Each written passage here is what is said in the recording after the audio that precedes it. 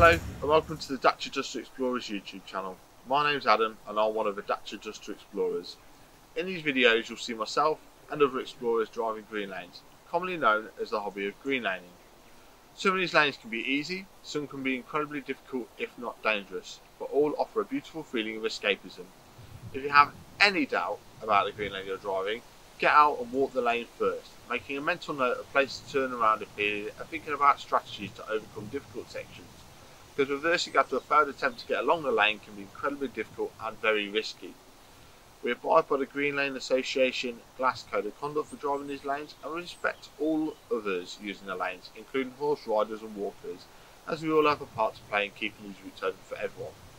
If you're thinking of green laning yourself, please consider joining the Green Lane Association to help fight to keep these lanes open and to help you understand more about this hobby. They also have a Trailwise 2 website which will significantly aid in your planning.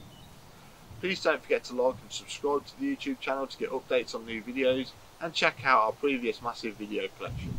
For more information head to the website www.dacia-explorers.co.uk and finally, thanks for watching, stay safe and enjoy your trips.